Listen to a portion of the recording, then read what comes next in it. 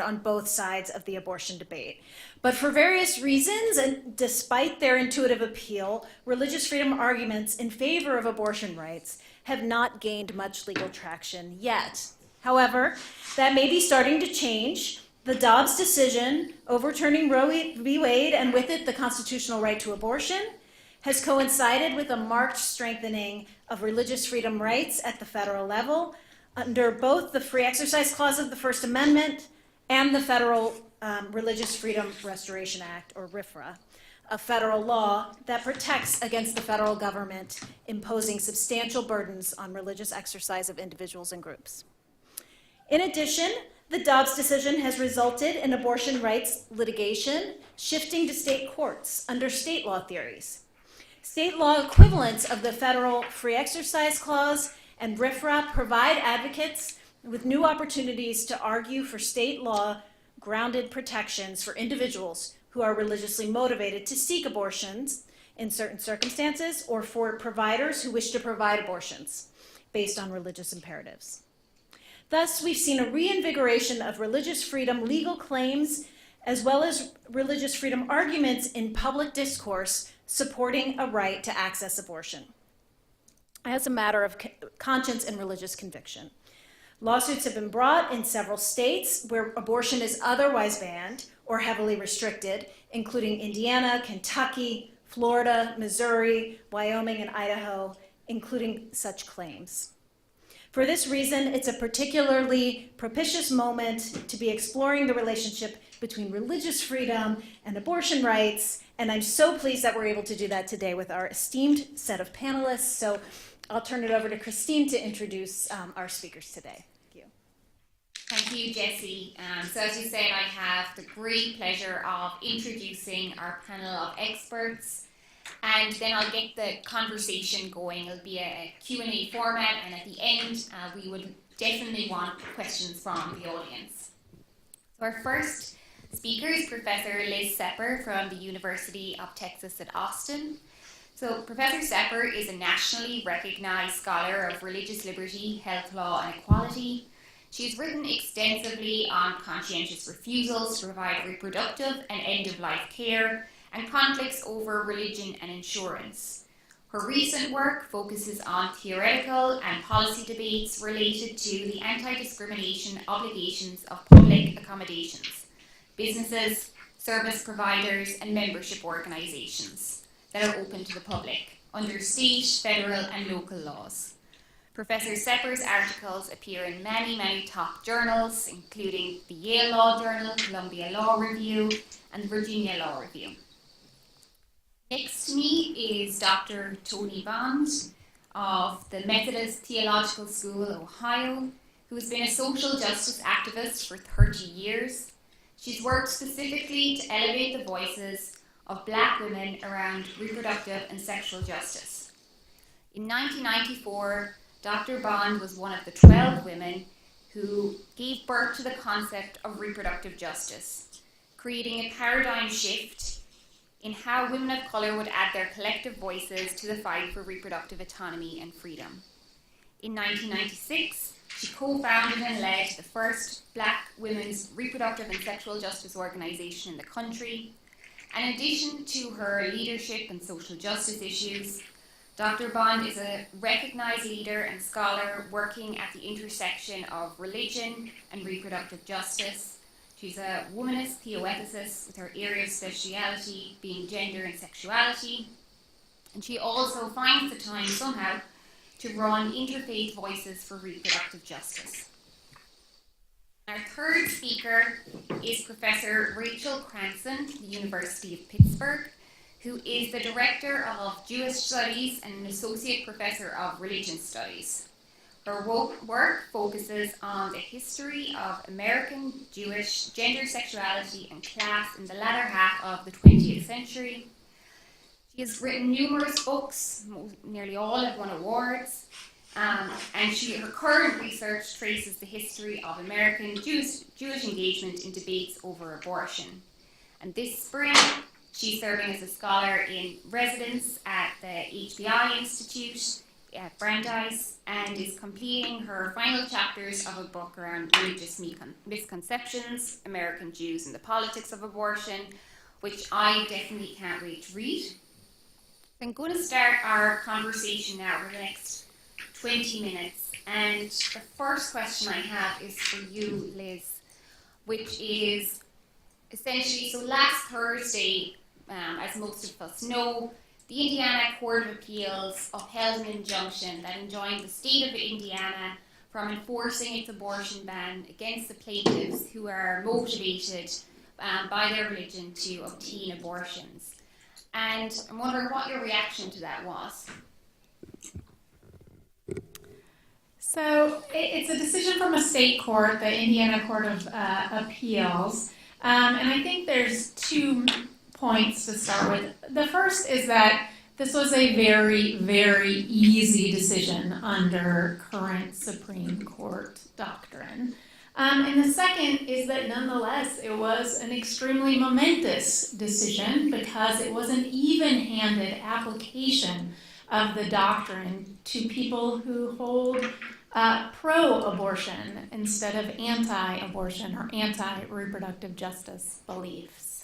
Now, why was it an easy case? Well, it was an easy case because the Supreme Court has, over approximately the last decade, developed a radical, expansive, and dangerously deregulatory doctrine of free exercise. Now, this was not a constitutional case. It involved a state statute, the Indiana Religious Freedom Restoration Act.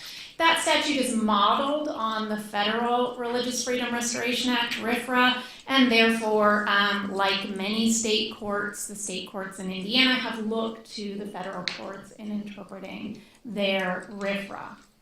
And it was quite straightforward because both RFRAs take an expansive view of what it means to exercise religion, consistent more or less with the American religious tradition, so that these plaintiffs could argue that their religious beliefs motivated them to seek out abortion. That if they were to become pregnant and, for instance, discover that they had a complication that risked their health, that their faith would motivate them or maybe even compel them in certain circumstances to seek abortion. Now, there were some dangerous aspects to this litigation. The state of Indiana had argued that this was not religious exercise unless plaintiffs could claim that they had to abort every pregnancy. This is actually quite an offensive argument, and I think people of faith and no faith should be quite offended by this idea. The state also argued that in order to exercise religion, you have to show that whatever you want to do is a ritual or sacrament. This is also a very strange view of religion. There are many things that people do for religious reasons that are not rituals or sacraments. The Court of Appeals then went on to take up the question of whether the state could justify the law. The plaintiffs succeeded in showing that their free exercise would be substantially burdened by this ban on abortion. So the state had to meet what the Supreme Court has called an exceptionally demanding test, that applying the law to this specific group of plaintiffs was necessary to advance a compelling governmental interest. And here one might say, look, protection of life, even potential life, is one of the key functions of government, and surely compelling. I think that's fair enough. But the Supreme Court in the last decade has told us that public health is no longer a compelling interest. It's too general. It's told us that sex equality is too general, that instead governments have to justify the application of the law to the person. And the court has also made clear that any under-inclusion presents a real problem. If you're willing to exempt someone for secular reasons, then why not the religious objector? What makes the application of the law compelling to that the application compelling from the perspective of the government? And so here, the three-judge Court of Appeals could look at the Indiana statute and say, there's a number of exemptions here. There are exemptions for health threats to the pregnant person, for threats to their life. There are exemptions for rape and incest. And fundamentally, there's an enormous carve-out for in vitro fertilization. If you actually thought that a embryo or that an embryo was a full human person, then surely you would prohibit the destruction of embryonic life created through in vitro fertilization. And yet, Indiana had not done this. So this was quite momentous because the court did apply the doctrine even-handedly, did not find a way out of this decision. And there were a number of outs, which I'm happy to talk about in Q&A. So it was an easy case, but an important case. And it's also an important case because I think it flags for all of us that religious beliefs are not monolithic, and they're not monolithically anti-choice, because over the past decades, my entire lifetime, I would say, the narrative has been that religion is on one side and reproductive rights are on the other, and that these things are oppositional. We see this with gay rights in religion as well, and it's just not true. It's not true in how Americans experienced their religion. Now, just to flag very briefly in my last 30 seconds, this decision will not go to the Supreme Court. It was decided on, this is the question I get the most, it was decided on state law grounds, only on state law grounds, no path to the U.S. Supreme Court. That's excellent news, by the way. No one wants to hear that. Now, it can, of course, be appealed to the Supreme Court of the state of Indiana. It seems entirely possible and indeed probable that that might happen. And there are a number of off-ramps, again, that the Supreme Court of Indiana might take, so this decision might not ultimately stand. But I think it's important for the message it sends and the lessons that we potentially learn from it. So I'm up next with a question for Dr. Kranson. So you're a historian, not a lawyer. So maybe could you tell us a little bit about what your sort of entry point into this issue of First Amendment arguments for abortion rights has been, and kind of what the history might tell us more broadly about the politics of liberal religious Americans more generally? So I started writing a history of American Jewish engagement in abortion politics about a decade ago. I'm now halfway through the last chapter, so it's been a long haul. And I decided at that point that I would start my project in 1973 with the Roe decision and go through the 1990s, so I ended up studying the first decades of the Roe era, although of course at the time I had no idea that this was going to be the Roe era. I just thought that I was looking at the first decades after Roe.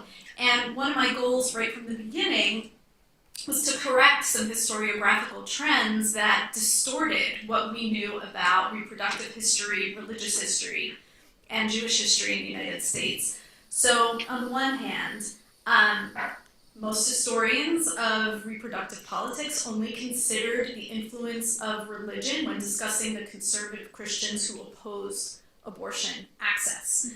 And this trend, writing the history in this way, served to obscure the perspectives of the many religious people, including liberal Christians who were very much in favor of abortion access, and of course it erased the perspectives of non-Christians altogether. And this had the unfortunate result of bolstering the very dangerous idea that conservative Christians can speak on behalf of all religious people on issues of reproduction, and that anyone who is in favor of reproductive freedom is by definition, right, secular or anti-religious. And this misconception, as we know, is not only utterly false, but it can also limit our activist imagination, our political imagination, and our legal imagination when we fight for reproductive freedom in our country. Meanwhile, in my own field of Jewish history, historians of American Jewish politics rarely put issues of reproduction at the center of their work, or considered the ways that reproductive politics could transform the ways that American Jews represented themselves as political or religious actors. And to give some historiographical background here, most of the work on late 20th century Jewish politics focused on a Jewish move away from their once universal support of a strict interpretation of the Establishment Clause and the separation of church and state. And it centered on cases like Allegheny County versus the ACLU of Western Pennsylvania, a 1989 case where ultra-Orthodox Jews tried to get permission to display a menorah on public property. And the assumption was that this Jewish move away from a strict separation of, or a strict interpretation of the Establishment Clause, and a move insisting on their right to the free exercise of their religion instead, signaled a decline in American Jewish liberalism more generally, something that had been predicted for decades but had never actually happened, and has never actually happened in terms of either demography or voting patterns. Now, if these historians had been looking at the American Jewish legal history on issues of reproduction, they would have discovered, as I did, that in the late 1980s, liberal Jews were also using free exercise arguments to fight for abortion access, which is to say that they were insisting that abortion restrictions infringe on their right to freely practice the Jewish religion. And this didn't signal a move away from liberalism, but was actually an attempt to make Jewish religious liberalism more visible. So this idea that these Jewish free exercise cases necessarily pointed to Jewish conservatism or a decline in Jewish liberalism is a distortion of American Jewish history. What I ended up uncovering as I took on this project was half a century of American Jewish legal thought that argued for abortion rights through the lens of the First Amendment's guarantees of religious freedom. And so, to think about the current moment for a second, those Jewish plaintiffs today who are arguing that bans on abortion infringe upon their First Amendment rights are building on 50 years of historical precedent. And they're also building on 50 years of work by liberal American rabbis who developed religious rituals to support people seeking abortion care. So you can get that sacrament. It's there in the record if you want it, not that it should be necessary. And also creating rituals to support people who were, Jewish rituals to support people who were demonstrating for abortion rights. All of this material exists in the historical record. To give you kind of a sense of the legal history here, I'm going to take you back just for a quick moment into the middle of the 20th century, when the lawyers who represented American Jewish organizations were some of the strongest advocates for a strict interpretation of the Establishment Clause of the First Amendment, and argued that American Jews would fare best in a nation that was entirely secular and free of religious influence. And Jewish lawyers adopted this strategy because they were very aware of their lack of power in relation to the Christian majority, and they understood that in American law, religion, most often, even if it was unspoken, meant Christianity. And so they believed that any religious influence in American law would result not in an ideal of shared power and religious pluralism, but instead in coercive forms of Christianity. The lawyers of an organization called the American Jewish Congress were at the forefront of fighting for the separation between church and state, and their legal arm, led by the First Amendment expert Leo Pfeffer, successfully litigated many establishment cases related to prayer in public schools and religious symbols on public property. So unsurprisingly, beginning in the 1970s, Pfeffer argued that restrictions on abortion cases were also a violation of First Amendment law because they embedded conservative Christian ideas about when life began into American law. And this was an argument that lawyers representing American Jews continued to promote basically through the end of the 1980s. Over the 1980s, American Jews started to question this legal strategy. And by the time of the Webster decision in 1989, they developed a different argument for abortion access that was based not on the separation of church and state, but rather on the free exercise clause of the First Amendment. And in coalition with other liberal religious groups, they submitted an amicus brief on the Webster case, arguing that abortion restrictions were unconstitutional, not because they embedded Christianity into American law, but rather because they prevented American Jews and other liberal religious Americans from turning to their own religious and ethical conscience when deciding whether or not to terminate a pregnancy. This argument, as we've been discussing, did not gain much traction in the courts in the late 20th century. but it does reveal something significant about liberal American Jews and the other liberal religious Americans who worked with them to develop this argument. So for decades, Jews had argued that the interests of religious minorities depended on the separation of church and state and a secular public sphere. But to gain leverage on the abortion issue by the late 80s, they insisted that American law ought to accommodate Jewish and other liberal religious traditions that permitted, or in some cases, actually required the termination of a pregnancy, and they began to insist on their right as religious citizens. And this strategy signaled confidence that judges and lawmakers would take the moral authority of liberal Jews and other liberal religious citizens as seriously as they took the moral authority of conservative Christians. They decided to place their trust in an ideal religious pluralism that offered all religious groups equal access to influence and power.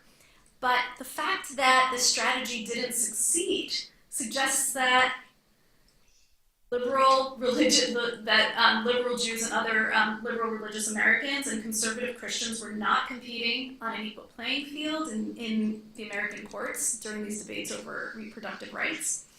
And the fact that abortion access has only grown more restricted in the 21st century shows that perhaps nothing much has changed in this regard, and that the religious privilege of conservative Christians remains alive and well in the American public sphere.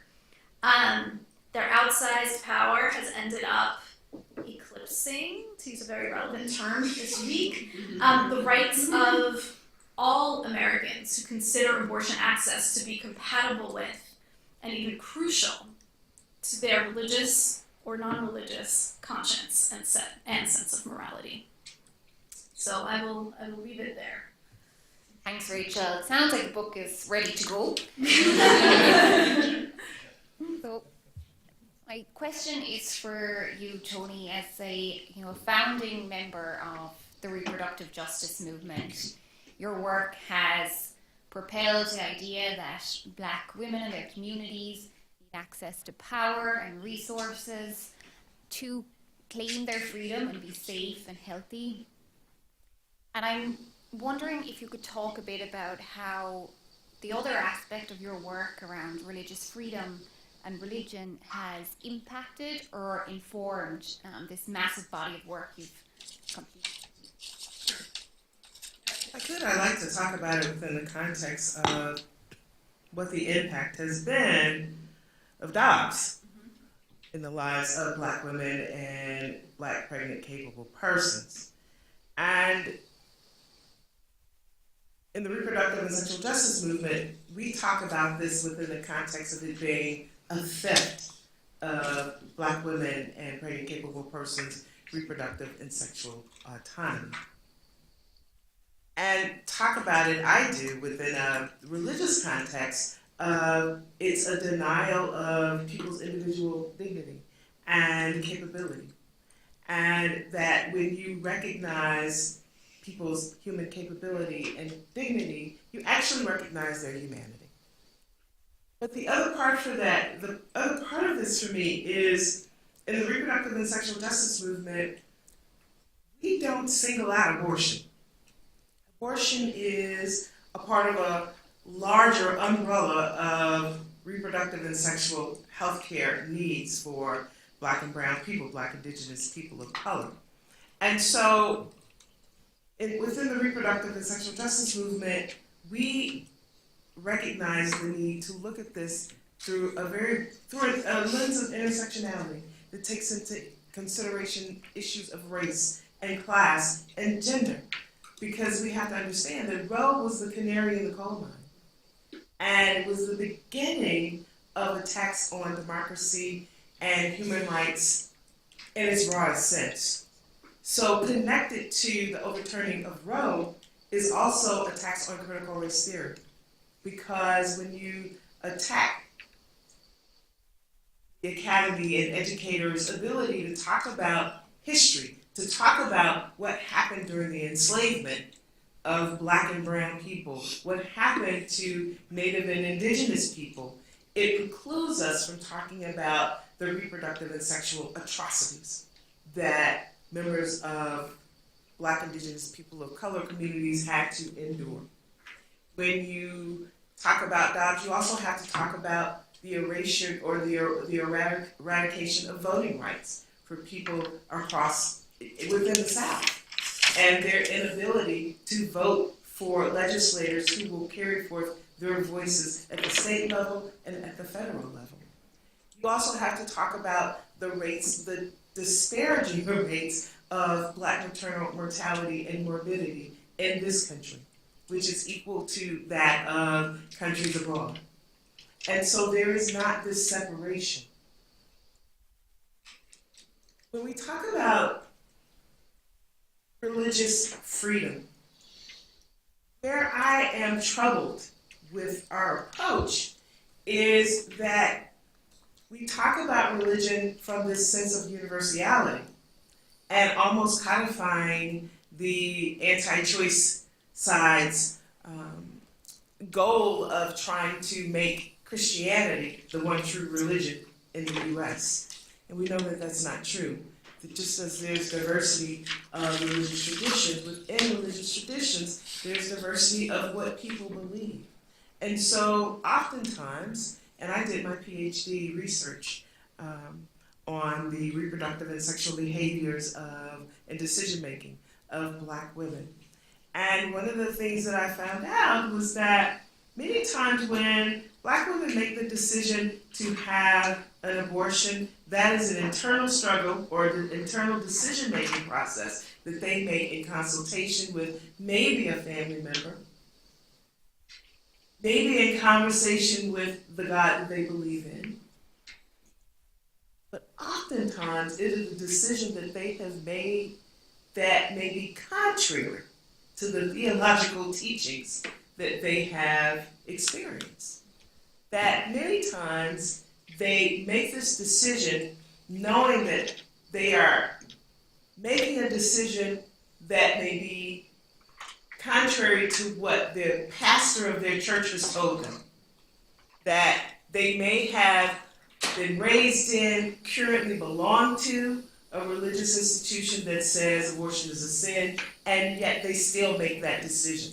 That at the end of the day, they make the decision that is going to be in the best interest of themselves and their families. And make those decisions knowing that they are getting ready to take an action, getting ready to obtain a procedure that may be frowned upon by their religious institution. But make that decision with the understanding that the God that they worship, if they worship a God, is a God that has mercy, that offers grace. And I won't say that it's forgiving, because when we say it's a God that's forgiving, it implies that they're doing something wrong. And so a great part of my work at Interfaith Voices for Reproductive Justice is to talk about that decision is not wrong. That if you make that decision and you feel like it is a decision that's contrary to your religious understanding or the theological teachings of your religious institution, know that that is not a wrong decision, but that it's a decision that you made as a child of God who has free will, who has moral agency. And so what you have done is exercise your moral agency. And that is oftentimes the way that many Black women make that decision and find peace with that decision. And so I find that as we are arguing these cases in the court system, one, when we talk about religion, it is from a lens of Christianity. And not everybody in this country is Christian.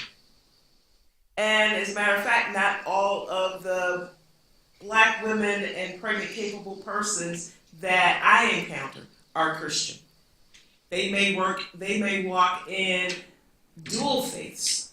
I, for example, am Christian and also practice traditional African religion, which has an entirely different perspective about abortion, about the moral agency and the moral authority of women to make decisions about their reproductive and sexual lives. And so when I think about this discussion about religious freedom and abortion, I know we're kind of talking about abortion specifically, but religious freedom and abortion, my hope is that we will move to a broader lens that brings in that intersectional analysis, because when we talk about religion from this kind of this universalized standpoint, we leave out the culturally specific parts of the conversation.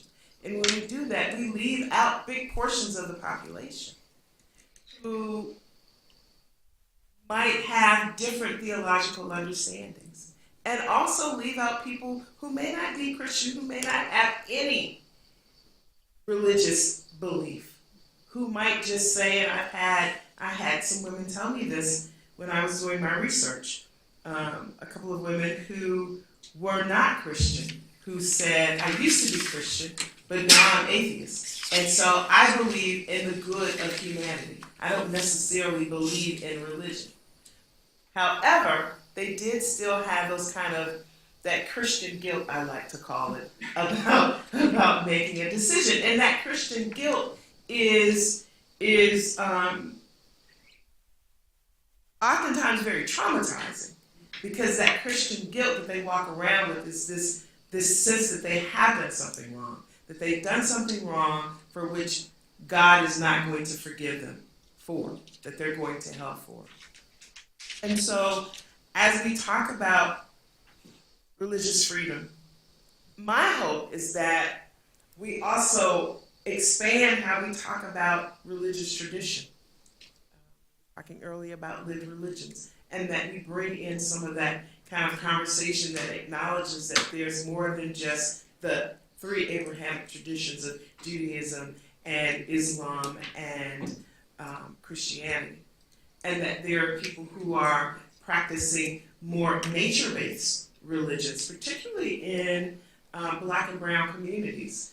And oftentimes we don't hear about that because there's this colonial history of people not being able to practice those religions openly. And so they're practiced underground, or practiced hidden, or oftentimes cloaked in forms of Christianity.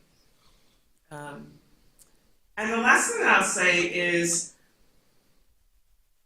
that there is a need to get the stories of everyday women and pregnant capable persons heard by the courts. That those voices are missing. That in many respects they're hearing this very anesthetized version of people's reproductive and sexual lives, because we're missing the day-to-day lived experiences. What does it mean for someone to have to carry an unintended pregnancy to term? Well, it has not just mental and physical and spiritual implications, but it's also got economic implications. And what does it mean if someone has to struggle to piece together the monies to house, clothe, and feed a being that they did not want to bring into this world? And so those are the kinds of stories that I think we also need to be forcing the court systems to listen to, because I think that will make a difference as well, because when we bring those stories forth, we are showing that it's not just one voice, it's not just the anti-choice conservative voice that is taking up space, but in fact, there are these real people with these real lived experiences who are making moral decisions, who are exercising their moral agency. Those who believe in a faith tradition, who are tied to a religious tradition, and those maybe who may not be tied to a religious tradition. But I think that we have to do a greater job of bringing forth those diverse voices, because one of the things that we know from the grassroots perspective and meeting with legislators is that it's the stories that change the hearts and minds of legislators to think differently about the pieces of public policies that they're trying to pass. So I'll stop there. Thank you. So yeah, that wonderful. And I just kind of picking up on that last theme maybe a little bit, And in terms of the courts, I mean, I had a question for you, Liz, that you've written about how, sort of notwithstanding the recent Indiana decision, that religious freedom arguments for abortion rights have received fairly skeptical responses in the courts. And I just wonder if you could say a little bit about to what you attribute that, and why it's still worth pressing these arguments legally. Yeah, so I think it does follow from Dr. Bond's point. I mean, one explanation is ignorance, that folks misunderstand how religion can come into the abortion decision, and they don't understand abortion as connected to other reproductive decisions. But when you look at what people say, to the extent that we have narratives about religion and abortion, one narrative that comes in over and over again with regard to fetal anomaly is a compulsion to save their babies from suffering. That's the language they use, is language of babies usually, right? Or for others, without fetal anomaly diagnoses, but to care for existing children, that it would be wrong to abandon their existing children's due to the demands of pregnancy and newborns, or that it would be wrong to bring an infant into the family structures or support systems that they lack, really. So I think that's one answer. That's the kind answer. Now I will move on to less charitable answers. One answer is misogyny, right? The abortion jurisprudence is characterized by doubts about women's moral agency, about capacity to make decisions. Won't they regret it? Won't they second guess? Don't they need a doctor to tell them what's really going on? That's all rooted in misogyny. We see that in the abortion context, with some commentators saying, rape and incest exceptions are different. They're different from religious exemptions. Why? What makes them different? What makes them different is that people who are seeking abortion because they have been raped are good women, right? They didn't consensually have sex and then not accept the consequences, right? People who haven't been raped are bad women. They had consensual sex and are not willing to accept pregnancy. So I think that's another explanation. And then the final one, I think, is a real skepticism of progressive religions, and I would even say just non-fundamentalist religions, where you can't point to an absolutist rule that says in every scenario I do X. And one way to get at this for people who are skeptical is to say, if a state passed a law requiring abortion or setting in place a one-child policy, would you have any doubts that offended the free exercise of religion for people? And virtually everyone would say, well, of course that would be a free exercise problem. So I think baked in these answers is the value of pressing the argument, which is to educate, right, those who are ignorant, to counter misogyny with narratives of moral agency, and to bring into the debate progressive religions, non-fundamentalist perspectives. Thanks so much, Liz. So, Rachel, you spoke a lot about American Jewish lawyers in the courts over the decades, but another fundamental piece is legislation, particularly the Religious Freedom Restoration Act. I was wondering if you could tell us about the role, if any, of those lawyers, that movement, or counter movements in passing RFRA. Sure. So let me take just a step back and kind of quickly share a bit of the history of passing RFRA, the Religious Freedom Restoration Act. My apologies for those of you who already know this history, but the background here is that in 1990, the Supreme Court decided on the Smith case, and they upheld the right of the state of Oregon to fire 2 Native American employees because they had taken peyote as part of a religious ceremony. And the opinion of the court was that the laws that criminalize peyote for the general population also applied to anyone who was taking it as a religious sacrament. And this decision was very unpopular among religious Americans of all stripes, who understood that it undermined the First Amendment's ability to protect the free exercise of religion. And the lawyers of the American Jewish Congress, who, as I mentioned before, were at the forefront of protecting and litigating the First Amendment during the 20th century, they responded by gathering together a really surprisingly diverse coalition of organizations to promote legislation that would reinvigorate the free exercise clause of the First Amendment. And this coalition included everyone from the ACLU to the National Organization of Evangelicals. And their efforts led to the development of RFRA. But by 1991, so not very soon afterwards, this broad coalition started to unravel, specifically because of the fear that if Roe would be overturned eventually, a strengthened First Amendment would end up providing a loophole for people seeking to terminate a pregnancy for religious reasons. The National Right to Life Committee, the National Conference of Catholic Bishops, and other anti-abortion groups started to say that they were going to withdraw from the coalition, that they would refuse to support RFRA unless it was amended to specifically say that it will never be used to support abortion access. And they also promoted an alternative piece of legislation called the Religious Freedom Act that specifically excluded the right to abortion from First Amendment protections. Meanwhile, I've looked through the American Jewish Congress records. They thought that they had every suspicion that they and actually intended to use it to protect access to abortion. Like that's what they thought that this was one of the things that RFRA would be able to do. Eventually, though, in their eagerness to pass RFRA, because they realized that it was shaky at this point, the lawyers from the American Jewish Congress and the lawyers of the National Association of Evangelicals, they came up with a compromise. And they basically convinced lawmakers to pass the original text of RFRA without any amendments, but in exchange, they helped write a congressional report to accompany RFRA, which made it clear that the intent of the legislation was not to create an independent pathway to support abortion rights. Now, one might say that this doesn't really matter because courts aren't obligated, I guess, to follow congressional reports. But what these reports can do is kind of help lawyers and judges interpret law. And in this case, the report created a permission structure for interpreting RFRA in a way that would not support a religious right to abortion care. And for most of the law's history, this is exactly how it played out.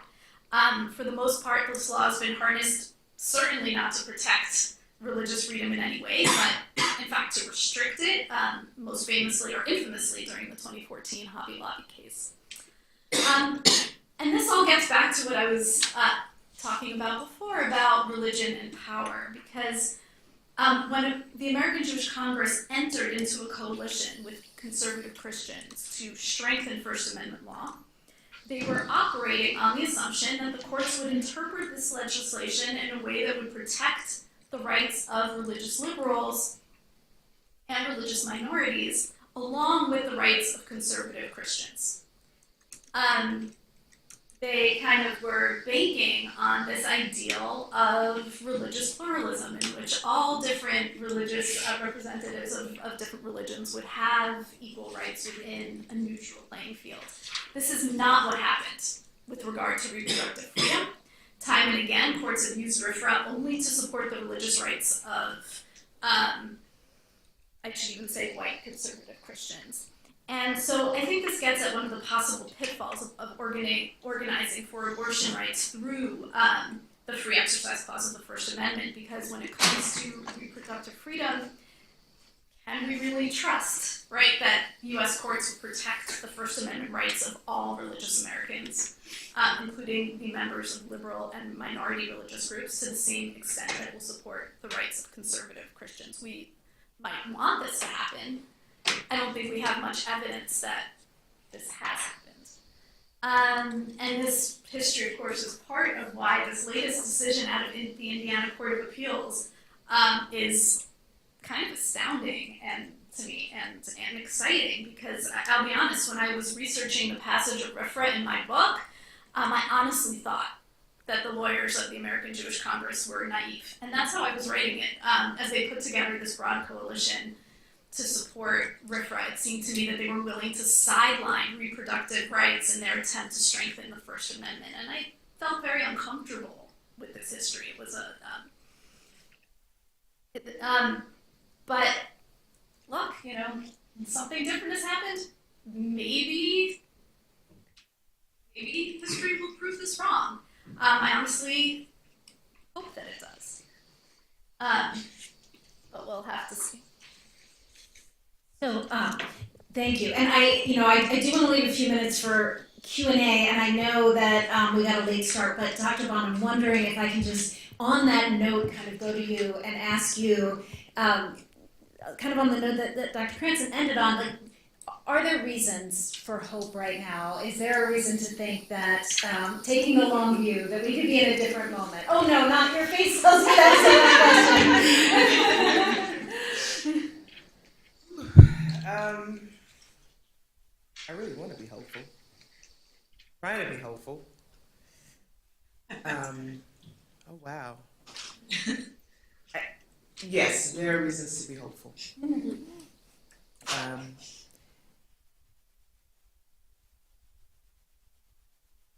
Certainly, this is a time for us, and let me just kind of back up. Even when Roe was overturned, after I had my moment of, actually I said, oh shit, we're in trouble. After I had that moment, I thought, this is an opportunity. This is an opportunity for us to organize at the grassroots level, for us to strategize, get our legal strategy in order. This is an opportunity to build movements, to do cross-movement building, to forge coalitions with across social justice issues. So I do think we have an opportunity. And I am hopeful. I am hopeful that this moment gives us the time that we need to think, as I said earlier, broadly about our strategy and to bring in an intersectional analysis. And also an opportunity for us to formulate strategies and arguments that highlight, as you said during your remarks, you mentioned, basically talked about the patriarchy of it all, right? And to talk and to frame this as what it really is, right? A part of white supremacist ideology. To, one, control the bodies of women and pregnant capable persons, and at the same time, to continue to try and control the bodies of Black, Indigenous people of color. And if we can develop strategies that have that kind of intersectional lens and begin to think about this as a struggle not for just abortion rights, and not even a struggle for democracy, because I have to place that in quotes, right? Because we live in a country that has not practiced democratic values to certain populations for centuries. But to think about this as a struggle for human rights, and to begin to see and understand that what happens here in the US translates to what's happening internationally as well. The same right-wing conservative Christian evangelical values that we are seeing here are happening internationally, with attacks on the continent of Africa against members of the LGBT plus community. And so what happens here is impacting what's going on internationally. And so I hope we use that as an opportunity to think very, very expansively and broadly about our work, and begin to think about our work as a struggle for human rights. So I know we only have a couple of minutes, but I do want to see if there are any questions from the audience or online. It looks like there's. I was just going to say. Oh, can you take the mic, because it's there are people listening online. Yeah. I mean, I think you kind of touched on it in terms of strategy, but in the Indiana case, is there a potential to parallel that same strategy for pro-gender affirming rights due to religious freedom? And have you seen that, or what's the possibility? Or thanks. Yeah. Yeah, so I think there are. I think that there needs to be a lot more work to develop the religious argument there. I think that there may be some stronger arguments actually for parents of minors in that context. I think a lot about providers who might want to bring free exercise claims. I think in the abortion context, they're actually often compelled by religion to perform abortions. I don't think that's as true of gender affirming care, or that's not something that I've heard from doctors. So that would be another path worth thinking about and seeing if there are actually potential arguments there for providers.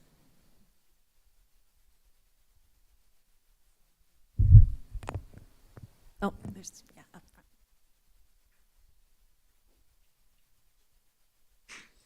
front.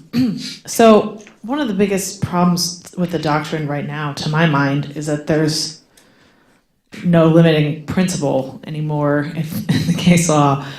And in my view, the appropriate limiting principle to religious exemptions is when they start to harm other people. Non-discrimination laws, for example, like having exemptions from those causes obviously harm to the person being discriminated against.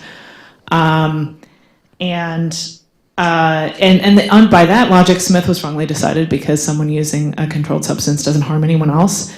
And the vaccine cases were also wrongly decided because someone refusing to get vaccinated who is breathing on other people potentially causes harm to them. And I guess I would be curious if anyone wants to address the concern of if we got the doctrine there, it's not there now, obviously, then the only potential pushback from the other side would be fetal personhood. And I wonder if any of you have thoughts or concerns about that. Yes. Yes.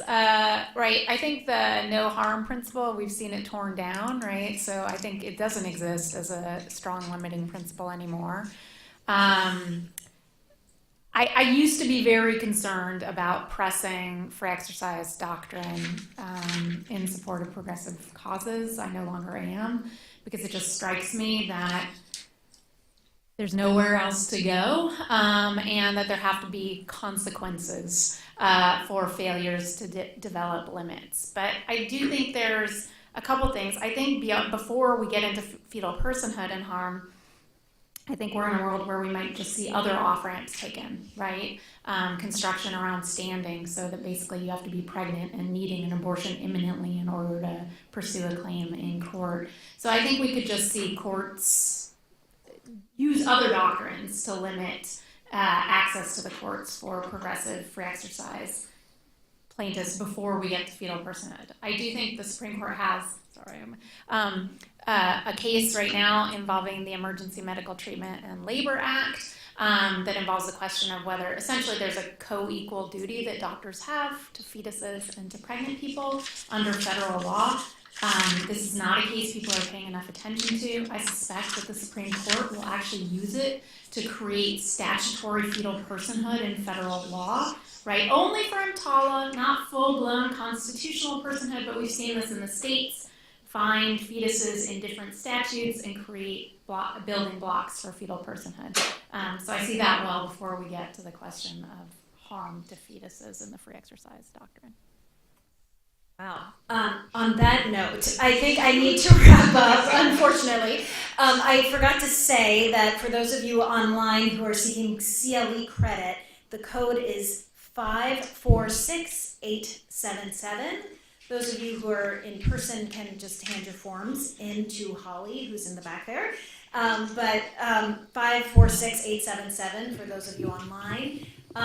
Thank you all so much. We do have to vacate the room because there's another event here tonight. But I appreciate your being here, and thank you. Join me in thanking our panelists.